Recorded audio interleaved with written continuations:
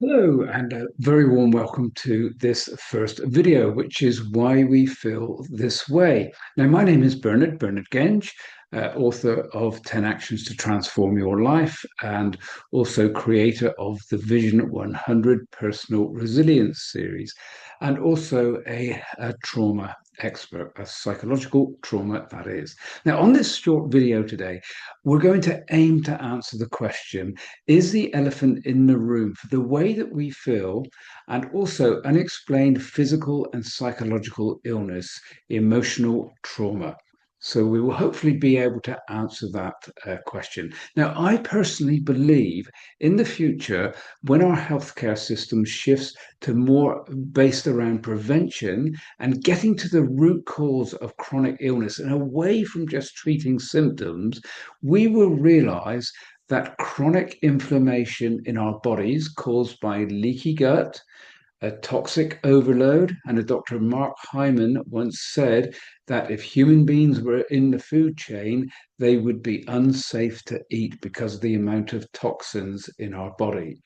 And also trapped emotions, which we'll talk about on this video today, or as some people prefer to call it, toxic emotional health. Now, another question to perhaps ponder over as we go through this video today is, what is our society doing to us? And one final question is, do all of us have small t traumas or an accumulation of these small t traumas leading to something called secondary traumatic stress, which I will sum up at the end. Now, we've all heard of the importance of diet, exercise, and things like that. But what do we hear about the importance of emotional regulation? Now, when I was a young medic in the Royal Navy, before, during, and after the Falklands War, what we found was those who recovered the best from their psychological trauma that they experienced were the ones that gave some attention to their emotional and psychological well-being in the good times. Now, on this video today, we're going to be talking about the emotional side, but what about the psychological side? Because that's often neglected as well. The importance of us having a purpose, being decisive in our lives, developing a positive mindset, developing a resilient brain, being confident and assertive and not passive or aggressive, being able to prevent and deal with conflict, and in a rapidly changing world, knowing how to embrace change. Now, all of these are vitally important as well. So let's explore emotional well-being. And we're going to explore this today from before we are born to right now when we are adults. So, intergenerational, I'm going to touch on first and foremost. Now, we know now that the descendants of ancestors who were in war, slavery, the Holocaust, for example, colonial violence, or perhaps they were involved in natural disasters, they passed down their trauma. Now, researchers first discovered the impact of generational trauma on the children of people who lived through the Dutch famine called the Hunger Winter during World War II. Now, the studies suggest that trauma experienced by the parents impacted the way that the children's genes are expressed. And the children of these adults who went through that trauma, they were grossly underweight, even though when they were adults, food was a lot more plentiful. And they also displayed a similar revengeful behavior.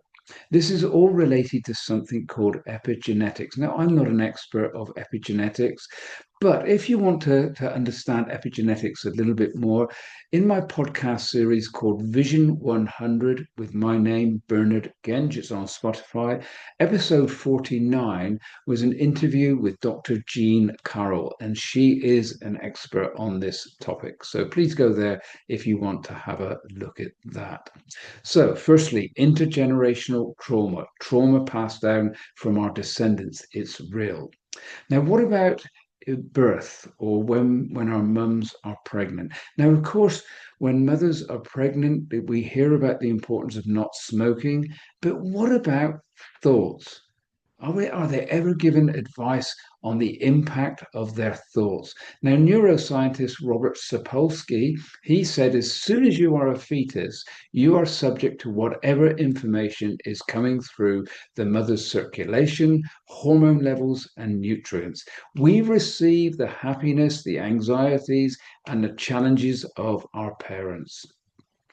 Now, there's also studies suggest that this and even fathers' emotional well-being and their levels of depression shape the child's brain. Think ADHD and things like that.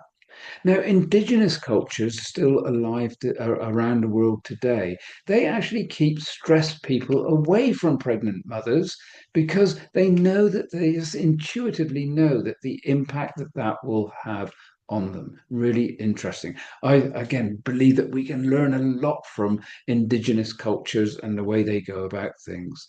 In the modern world, researchers kind of listen to the movements and heartbeats of the child or the fetus, and they see different responses in fetuses of stress versus emotionally stable mums.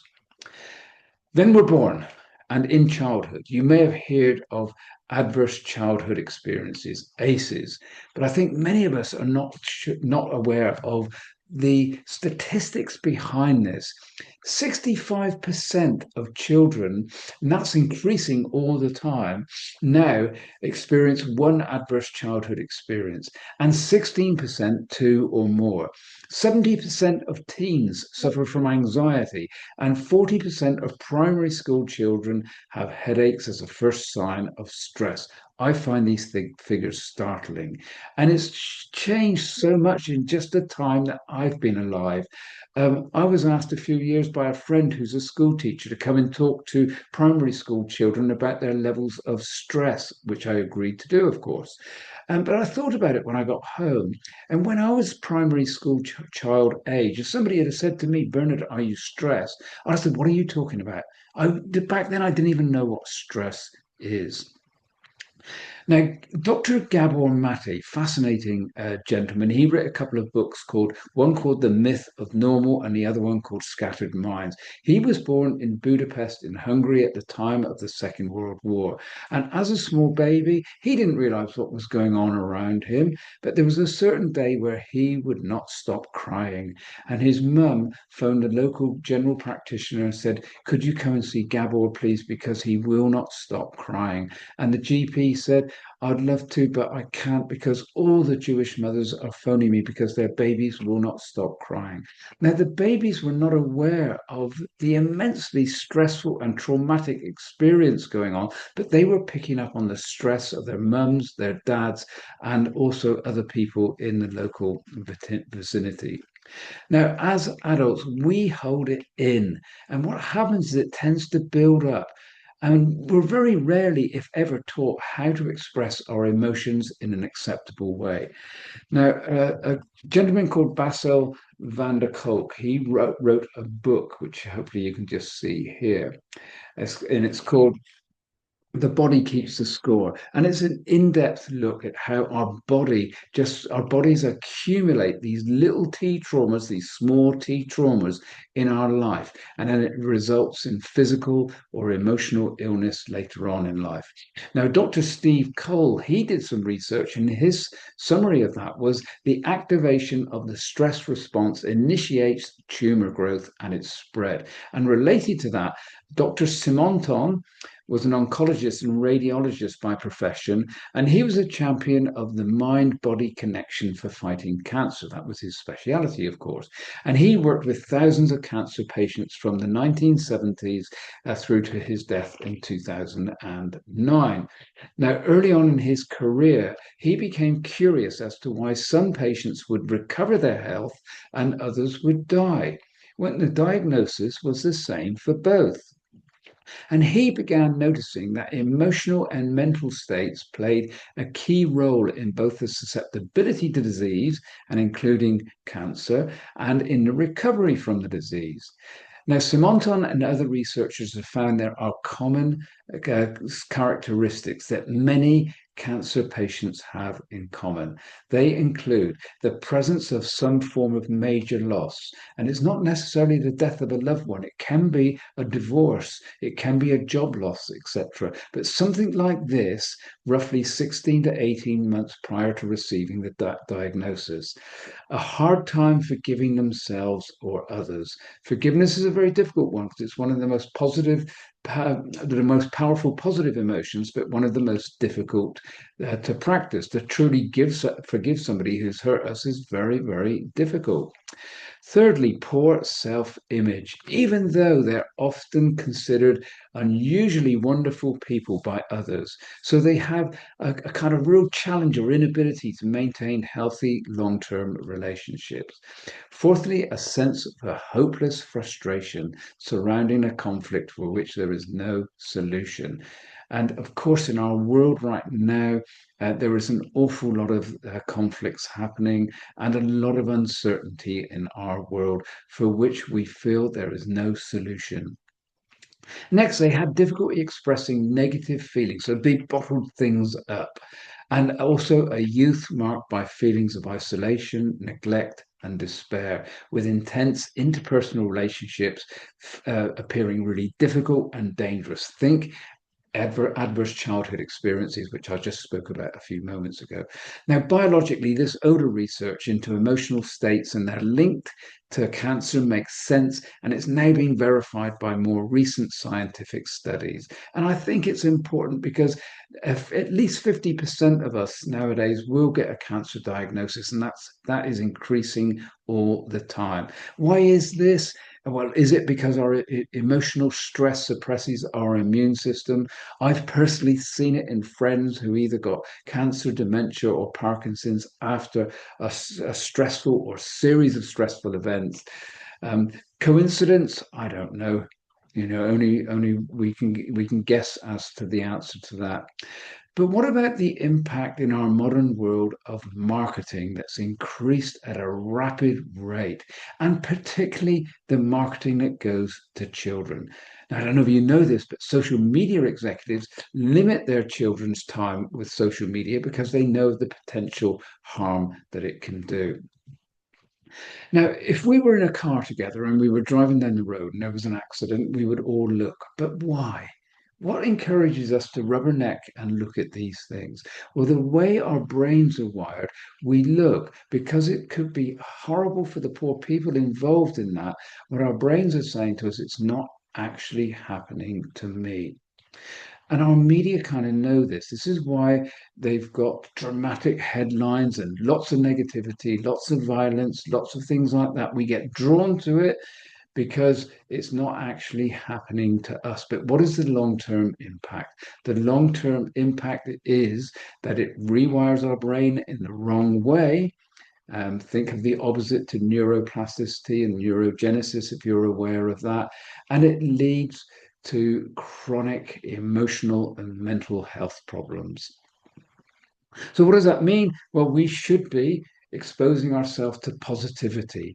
I subscribe to a weekly email called Positive News, and it's a summary of just really positive stories that are happening around the world, people making a difference in a positive way, and it's really uplifting. And we need to bring this sort of stuff into our lives. Now, there's studies that suggest that warmongering politicians think in the modern era, or even Hitler and the people around him, they all have trauma. Most prisoners are found to have trauma. And something really interesting, I think not very well known, is that with veterans who've been exposed to trauma on the anniversary of a traumatic event that they witnessed, they get engaged in a completely out of character, angry reaction or a robbery or something like that. And it's the anniversary of the date that they saw that horrible thing in the past. So I guess the question here is, our social culture, our politics, our society kind of traumatized from the roots to the fruits? So, if our society is causing this emotional dysregulation and the accumulation of these small t traumas, what is the consequence? Well, it's a buildup of overwhelm, and we get the straw that breaks the camel's back. And if we don't process these small t traumas, we have a startling 400% increased chance of chronic anxiety and depression, and a reduction in lifespan by 20 odd percent.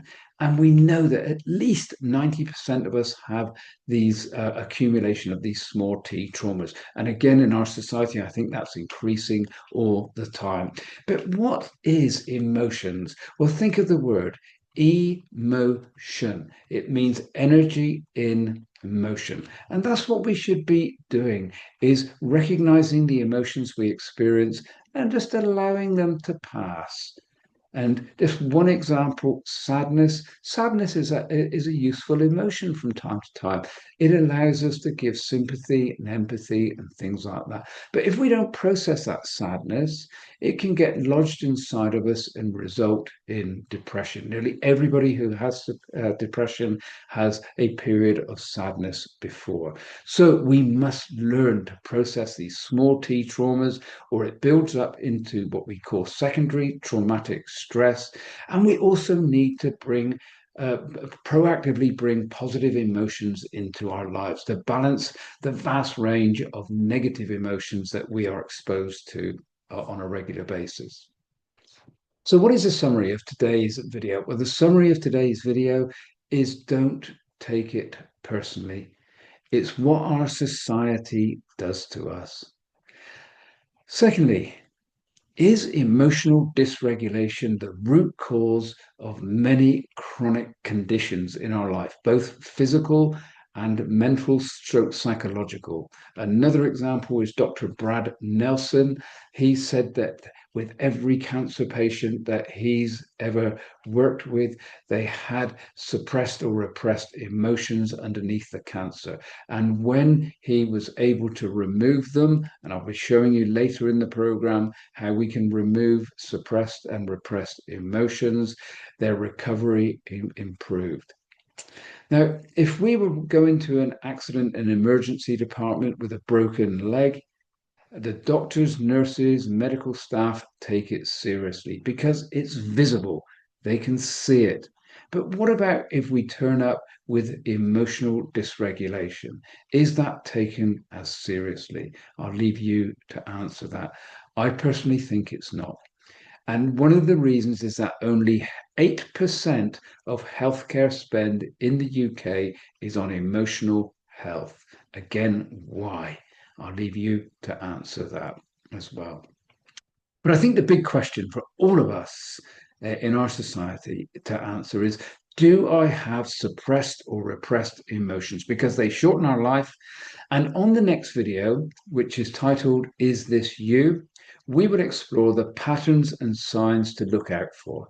And I'll also show you how you can get an answer from within yourself to the question, do I have trapped emotions? So that'll be all on the next video. I look forward to being with you again then. Thank you ever so much for listening to me today, and I'll see you again very soon. Thank you.